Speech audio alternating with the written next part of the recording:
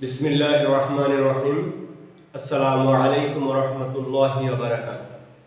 সকলকে আজকের পাঠে স্বাগত জানাচ্ছি।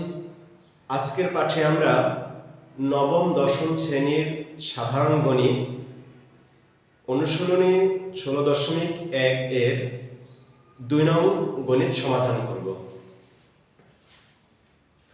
প্রশ্ন হলো 20 মিটার লম্বা একটি মই দেয়ালের সাথে খাড়াভাবে আছে। মইটির গোড়া দেয়াল থেকে কত দূরে সরালে ওপারের প্রান্ত 4 মিটার নিচে নামবে। তাহলে আমি সেই অনুযায়ী একটা চিত্র এঁকে নিলাম। এখন আমি এই চিত্র অনুযায়ী সমাধান শুরু করব। সমাধান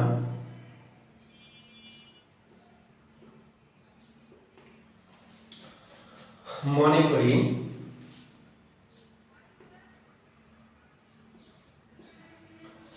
বলছে একটি মই, তাহলে এসি মই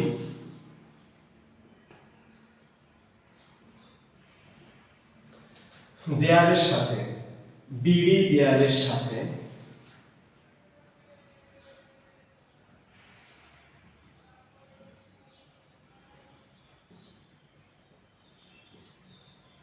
খাড়াভাবে আছে।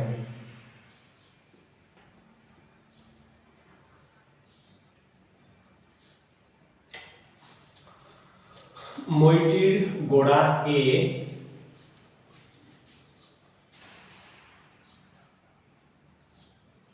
মইটির গোড়া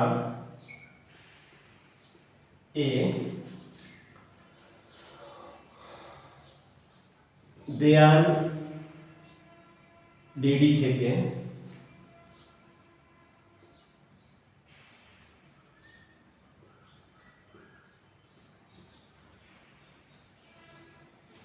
কত দূরে? x মিটার দূরে।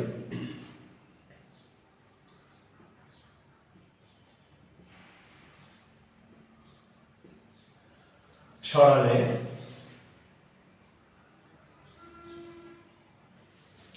উপরের প্রান্ত 4 মিটার নিচে নামবে।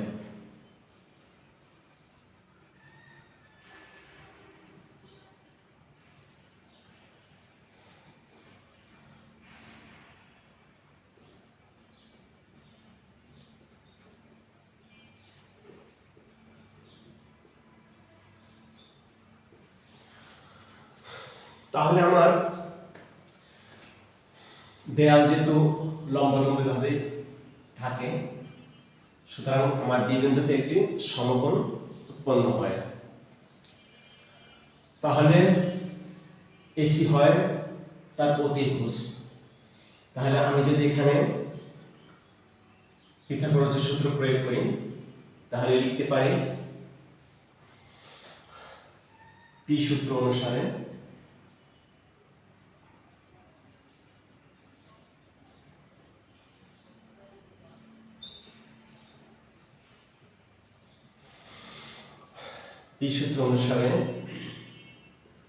AC square is equal to BC square plus AB square। যদি আরো বিস্তৃত লিখতে হয় তাহলে লেখা যেতে পারে, যেহেতু কোণ ABC এক সমকোণ, কোণ ABC সমান এক সমকোণ।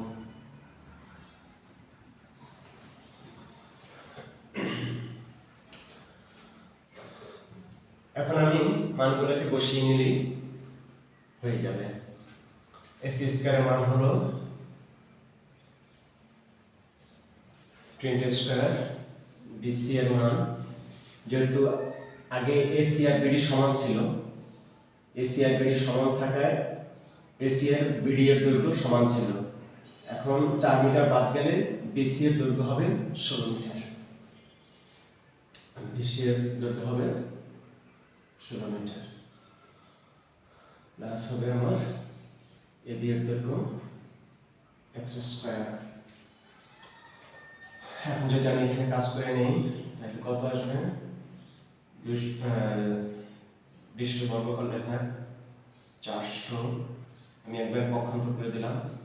16 বর্গ করলে 256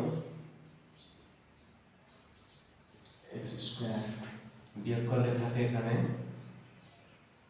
x square is equal to 144।